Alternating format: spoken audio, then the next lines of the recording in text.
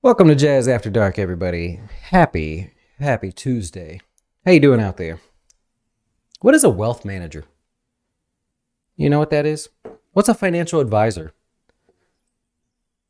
You know there's a difference? So we are wealth managers, and tonight, if you are going to stick with me here, I'm going to give you some examples of things that we've helped clients with that'll blow you away, and I'm going to do it in a way that hopefully teaches you something as well, because I don't really care for the advertising fake YouTube videos where, you talk for a while and then you're like, oh, to find out more, it's not my thing. So I like to teach. And it occurs to me that some clients understand what we do and some clients just kind of take us for retirement advice. There's so much more to it. Joining me tonight is going to be, we've had this before, Yellowstone Select Bourbon. This came in the latest edition of the Flaviar there. I think there's more information below if you want to do something there. It says bread, herbs, dried cherry, caramel, and orange zest, but if I remember right, it smells like out west. Oh my God. Yeah, it's good. I don't know if it's just branding in this area that makes me think that, but oh man, it just smells like I'm in the Rockies, you know what I mean? And I'm like camping out and making steak on an open wood fire. Yeah, now actually there's more cherry in that than I remember. No, it's good. Yellowstone Select Bourbon, they're doing a lot of advertising right now, especially down here. It's good. I don't remember what grade I gave it last time, but I'm happy to see it again and happy that you are hopefully joining me with your favorite drink. And I got the email about how about trying a Chick-fil-A lemonade, and I'll counter that by saying I would much prefer a Sonic Cherry Limeade. You guys have that by you? Anyways, enough rambling for those that don't like that. Well, you're probably not here anymore anyways, but let's start this. So a wealth manager, and we really chose this name carefully, Jazz Wealth Managers. I'm not wearing the shirt today, but it's the Doe Straight shirt.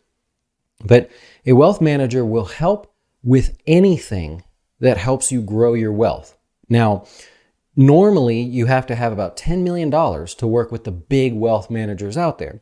So we chose the name Jazz Wealth Managers because we wanted to come across as the average everyday person that has the knowledge and the contacts and the expertise to help you with things that typically someone with lots of money gets.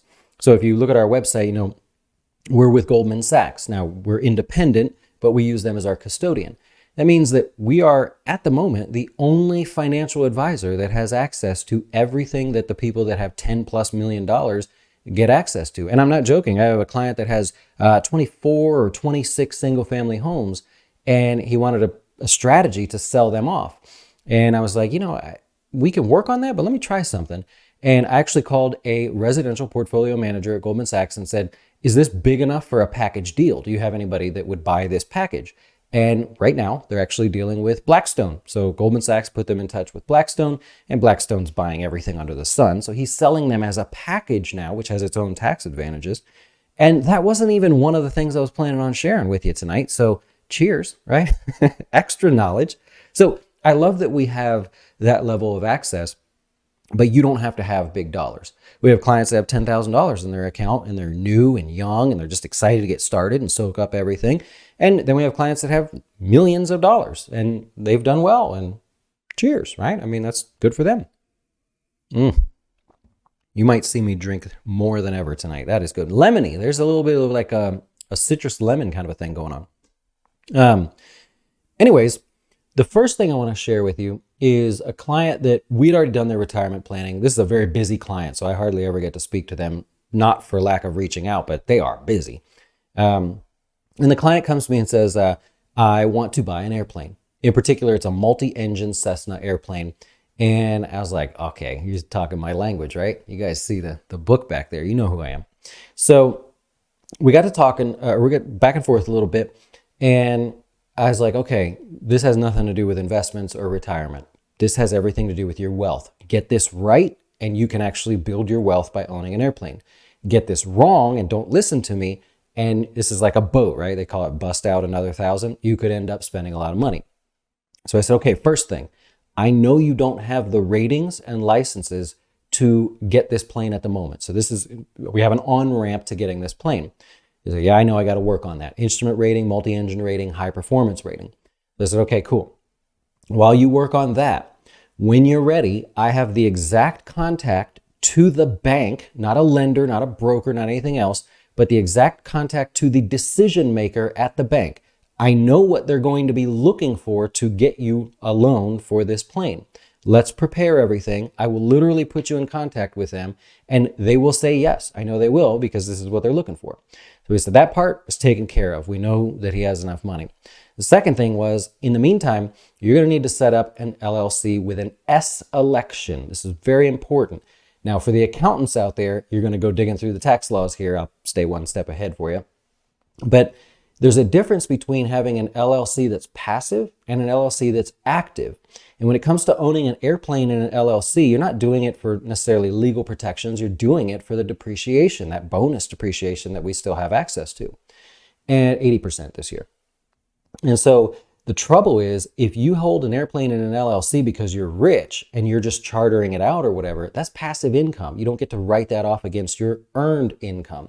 So I said, what the key difference for you, this guy, is that he's the pilot because he's got the license, right? So he'll own the airplane in an LLC, and that becomes active because he's an active participant in that LLC. I forget if it's 100 hours or something. One of you CPAs can let me know. But he has to have participated, materially participated, that's the key word, in this LLC. Well, the LLC doesn't exist without him because he's the pilot, right? He didn't hire a pilot. He's not rich charter guy. He's the guy that I'm flying this plane. So in that case, the money that he spends, or 80% of what he buys the plane for, he'll get to depreciate against his ordinary income, right? So there's all of that strategy inside of it. Now, the insurance side of things, I'm like, we're going to help you there too. I have the exact contact information to get you to the underwriter. They won't write the policy, but they'll tell you what we need to do. It's the person that's going to say, based on your knowledge and skill and your ratings right now, you're going to pay an incredible amount of money. I mean, an incredible amount of money, and I know from experience. So I said, okay, I'm going to get you in contact with them. They'll be able to tell you, you need at least this many hours, you need this rating, and you need to have this many instrument flights or flights in a known IMC. So we went on and on about this so he can get a rate that's more at the rate of 1% of the hull value of the airplane instead of like 6%. It's ridiculous. With the ratings this guy has, just basically a private pilot, it's not going to happen. Now, I don't know all of this just from experience. I know all of this from dealing with other clients. And so right there, doing that helps him offset tremendous amounts of income if he gets it done this year. If not, we'll deal with it next year and take a little bit less.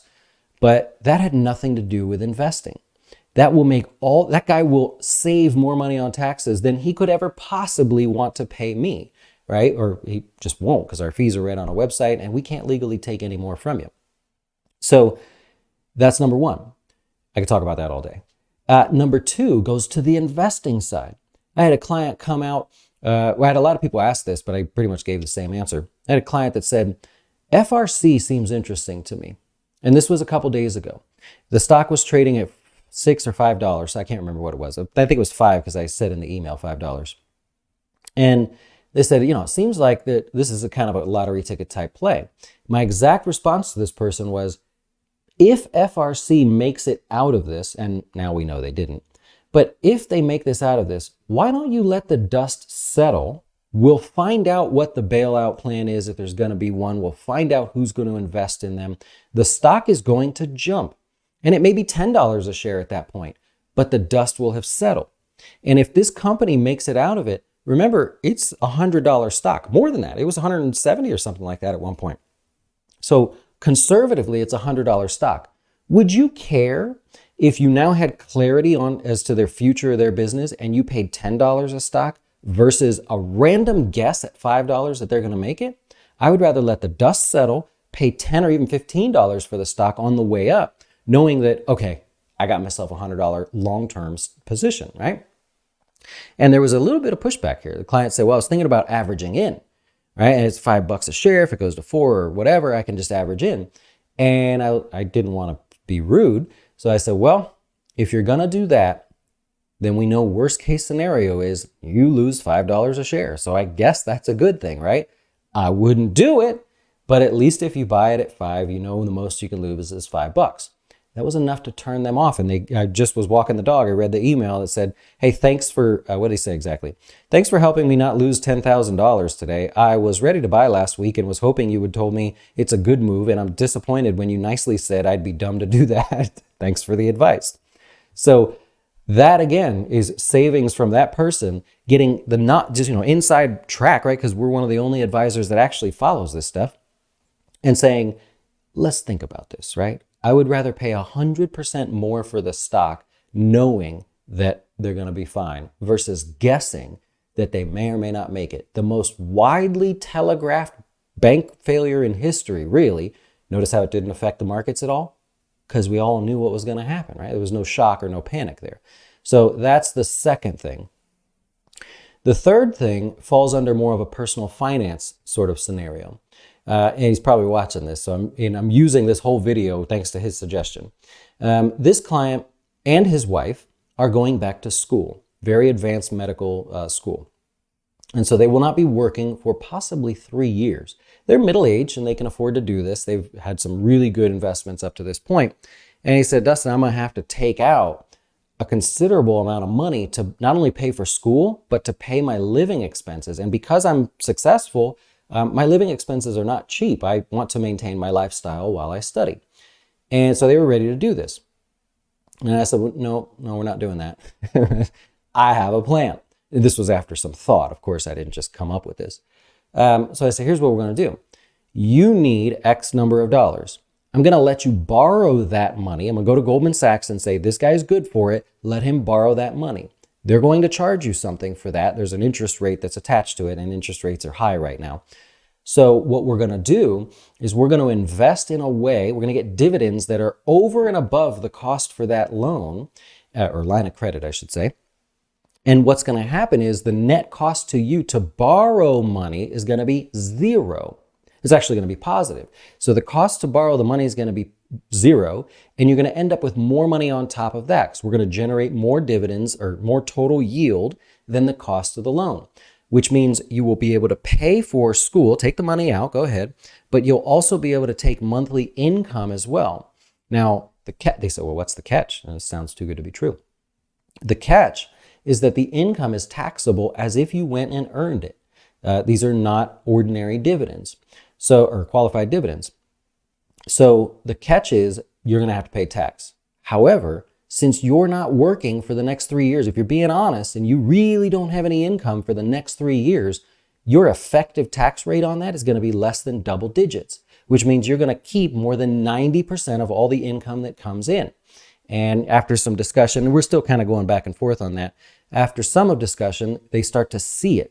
Now, I don't just propose an idea and say, trust me, I'll take care of it. I like to teach. So I was explaining, how are we going to do this? How are we going to go through it and make this happen? It's very simple.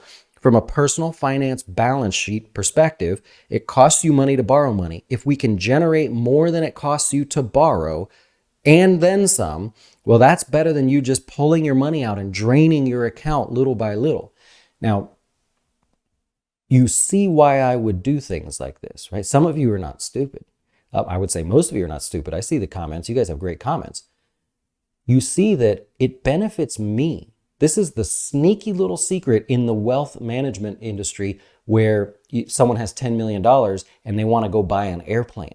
The wealth manager is going to say, whoa. If you take that $10 million and you leave me, I make no money off of that. I'm not dumb. I know that too. So if this client says I need to withdraw $500,000 to make this dream a reality, I need to find a better way for the client to do it that helps them and I still get to make money. I'm not ashamed to say that because we don't have stupid commissions or we don't sell annuities or any kind of weird insurance policies or anything.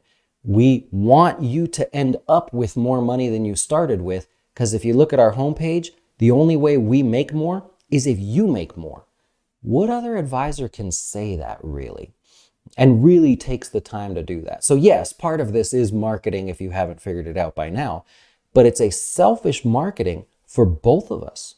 If you end up with more money, less taxes, less losses in the FRC example, that means that it didn't take away from your net worth, which hopefully you've trusted us to manage.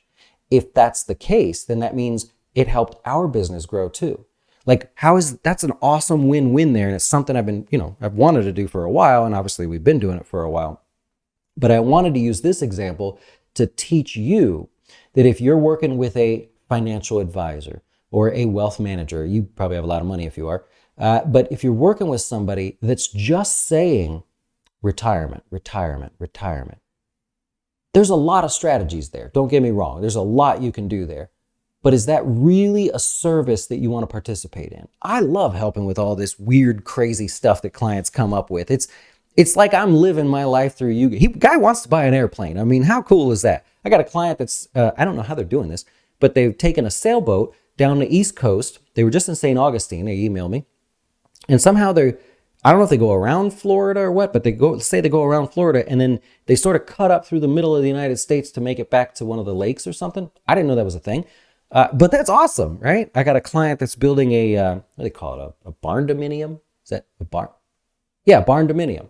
And these are things that I'm not doing, but I get to participate in it. And if I can help you grow, it makes sense for me to help you as well. So I beg you, look at any other advisor that has tried to offer education like this and then see what they charge for it. See if they'll even tell you, right? See if they'll even accept you because maybe you don't have enough money. I hate that. I think that's such a horrible answer.